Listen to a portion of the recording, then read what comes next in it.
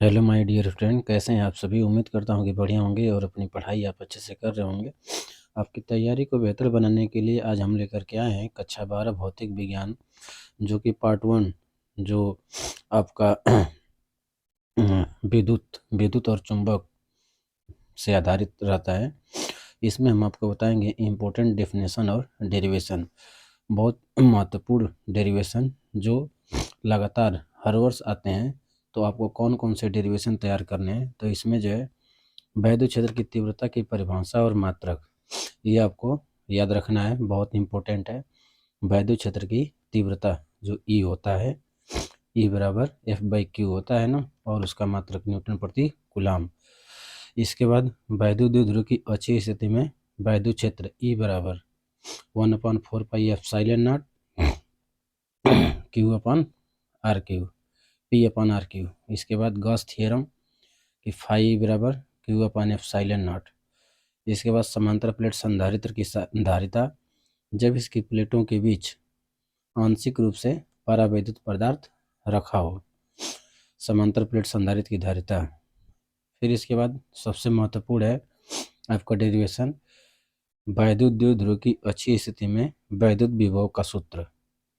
वैद्युत द्विध्रुव की अक्षीय स्थिति में वैद्युत विभव का सूत्र क्या होता है? V बराबर 1/4πε0 P/R²। ठीक है। इसके बाद संधारित्रों का संयोजन, श्रेणी संयोजन और समांतर संयोजन। श्रेणी संयोजन का फार्मूला होता है 1/C बराबर 1/C1 + 1/C2 + 1/C3, और समांतर संयोजन में होता है C बराबर C1 + C2 + C3। इसके बाद अनुगमन वेग और धारा में संबंध I बराबर NAVDE, ये वाला डेरिवेशन हमको याद रखना है। और एक नंबर में भी यहाँ से सवाल आता है I बराबर NAVDE से। किरचॉफ का जो वोल्टता नियम है, जिसे बंद पास का नियम भी कहते हैं, ये भी बहुत इंपॉर्टेंट है, और न्यूमेरिकल की दृष्टि से तो ये एकदम मोस्ट इम्पोर्टेंट है, तो इसे आप एकदम याद रखेंगे, किरचॉफ का नियम। इसके बाद व्हीटस्टोन सेतु, व्हीटस्टोन सेतु P/Q बराबर R/S जो आता है फार्मूला, वही आप याद रखेंगे, यह भी बहुत महत्वपूर्ण है। इसके बाद आपका जो सबसे महत्वपूर्ण है बायो-सेवर्ट का नियम। बायो-सेवर्ट का नियम से वृत्ताकार धारावाही लूप के केंद्र पर चुंबकीय क्षेत्र B बराबर μ0I/2R होता है ना, ये वाला। और बायो-सेवर्ट का नियम भी जानना है कि B बराबर होता है μ0/4πI∆L sin θ/r²। ठीक ना। बहुत इंपॉर्टेंट है। इसमें जितना भी हम बता रहे हैं ये बहुत बहुत इंपॉर्टेंट है, और इसके जो है लगभग 99% आने के चांस हैं, इसमें से जरूर आएंगे, आपके जरूर फंसेंगे इतने डेरिवेशन अगर आप तैयार कर लेते हैं तो। इसके बाद है चुंबकीय क्षेत्र और चुंबकीय फ्लक्स का मात्रक। तो ये आपको याद रखना है, चुंबकीय क्षेत्र और चुंबकीय फ्लक्स का मात्रक क्या होता है। ठीक ना। चुंबकीय क्षेत्र का मात्रक क्या होता है? न्यूटन प्रति एम्पीयर मीटर, और चुंबकीय फ्लक्स का होता है वेबर। तो चुंबकीय क्षेत्र का भी हो जाता है वेबर प्रति मीटर स्क्वायर। कम्युनिटी में हम डाले हैं, अब बताइएगा। इसके बाद धारामापी का वोल्टमीटर में रूपांतरण और धारामापी का अमीटर में रूपांतरण कैसे किया जाता है, ये पूरा थियरी और उसका फार्मूला आपको याद रखना है। इसके बाद महत्वपूर्ण जो है कि एक समान चुंबकीय क्षेत्र में धारावाही लूप पर लगने वाले बल युग्म का आघूर्ण, जो ये फार्मूला है ना कि टाउ बराबर NIAB sin थीटा, इस फार्मूले का डेरिवेशन बहुत महत्वपूर्ण है। याद रखना है, और इस पर न्यूमेरिकल भी आते हैं। अभी हम न्यूमेरिकल और सवाल आपको करवाएंगे और वीडियो हम आपको देंगे। इसके बाद चुंबकत्व में, तो चुंबकत्व में चुंबकीय पदार्थ जैसे प्रतिचुंबकीय पदार्थ, अनुचुंबकीय पदार्थ और लौह चुंबकीय पदार्थ, ये डेफिनेशन याद रखेंगे, और इनके 2-3 उदाहरण आप याद रखेंगे कि प्रतिचुंबकीय पदार्थ क्या होते हैं, अनुचुंबकीय पदार्थ और लौह चुंबकीय पदार्थ। इसके बाद सबसे महत्वपूर्ण डेफिनेशन है, मोस्ट इंपॉर्टेंट है, कि वैद्युत चुंबकीय प्रेरण संबंधी फैराडे का नियम। वैद्युत चुंबकीय प्रेरण संबंधी फैराडे का क्या नियम है?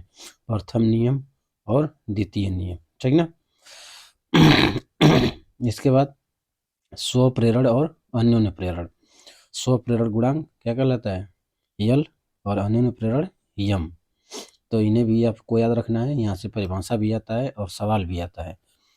इसके बाद है प्रत्यावर्ती धारा का वर्ग माध्य मूल मान IRMS। IRMS क्या होता है, तो देखिए यहाँ हम निकाले हैं IRMS का मान क्या होता है, I0 अपन कड़ी में 2। तो इसका डेरिवेशन भी आपको याद रखना है, वर्ग माध्य मूल मान और माध्य मान औसत मान भी याद रखना है। औसत मान होता है 2/पाई I0, I0 का होता है 2/पाई, ठीक ना। इसके बाद LC परिपथ में अनुनादी आवृत्ति, अनुनादी आवृत्ति आपको याद रखना है, यह बराबर 1/2 पाई अंडर LC। इसके बाद LCR परिपथ की प्रतिबाधा Z बराबर कड़ी में R² प्लस कोष्टक में XL - XC का होल स्क्वायर, ठीक ना।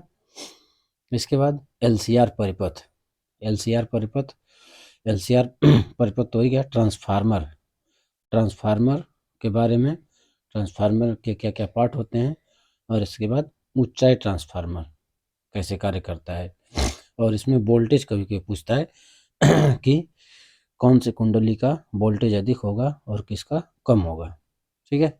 इसके बाद विद्युत का आपका लास्ट चैप्टर आता है वैद्युत चुंबकीय तरंगे। तो वैद्युत चुंबकीय तरंगों के आप दो उपयोग याद रखिए, ठीक ना, दो उपयोग याद कर लीजिए, उसी में से जो है आपका फंस जाएगा। यहाँ पर देखिए हम कुछ लिखे हुए हैं कि गामा किरणें, एक्स किरणें, पराबैंगनी किरणें, दृश्य तरंगे, अवरक्त तरंगे, सूक्ष्म तरंगे और रेडियो तरंगे, ये 7 तरंगे होती हैं। इनको हम लिखे हैं तरंग दैर्ध्य का बढ़ता हुआ क्रम। इसका टिक होता है गाय अवीजू इन्फ्रा मारे, ठीक है। तो आप हमारे व्हाट्सएप चैनल और टेलीग्राम चैनल को ज्वाइन करिए, वहाँ पर आपको PDF मिल जाएगा इसका। Thank you.